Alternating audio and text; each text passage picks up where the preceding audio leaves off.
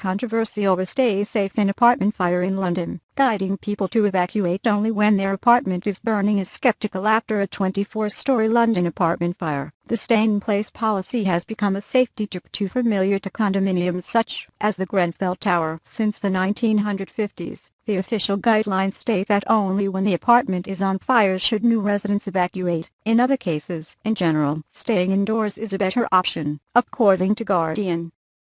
But the policy is deeply skeptical after the fire at the Grenfell apartment complex, White City, London, earlier this month, killing at least 12 people and injuring dozens. Experts call this an unprecedented tragedy. Some survivors say they are also advised to remain indoors when a fire breaks out at the Grenfell apartment complex. On the other hand, the firefighting system in the building does not work. Reactivity Darren Baird, the former firefighter in Greater Manchester, England, said he expected the authorities to review the stay-in-place policy for condominiums undergoing refurbishment. Grenfell. I dealt with hundreds of apartment fires, and most of all, the fire burned only inside the original apartment, Baird said, adding that this was no longer true for apartment buildings' renovations.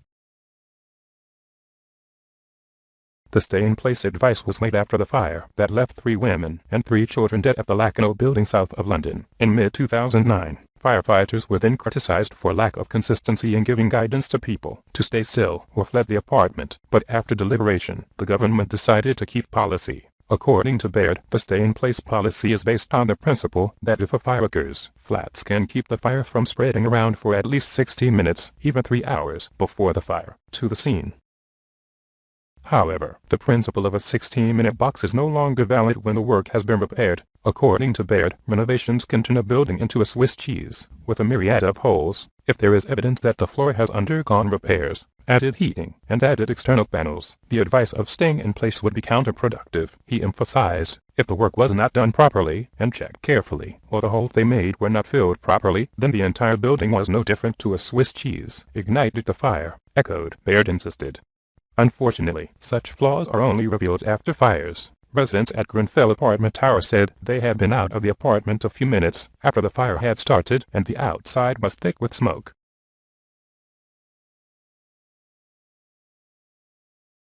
According to fire expert Graham Fieldhouse, the chief could be found outside the Grenfell building, since the redevelopment could have been responsible for the spread of fire. He asserted fire cannot spread so quickly on the surface of concrete. From yesterday, Baird received several emails from clients he advised, who owned apartment buildings, like Grenfell, asked about how to advise residents in case of fire. According to Baird, hanging wet towels in front of the main door will help to prevent smoke from entering the house, but this would be useless if the apartment building had a common ventilation system between the apartments. Mike Tobin, technical director at the Berry Fire and Security Company in Greater Manchester, said the fire at the Grenfell building would change policy and thinking about fire safety in the UK. I've never seen anything like that before. It will change the fire department, whether I want it or not, Tobin said. Too many people die, and we have to learn how to do it, to learn how Scotland is doing, to put fire sprinklers in all the new urban buildings. Grenfell. An unnamed firefighter said he had never seen a fire like Grenfell during 32 years of service. The usual advice probably is not applicable to this situation, he emphasized.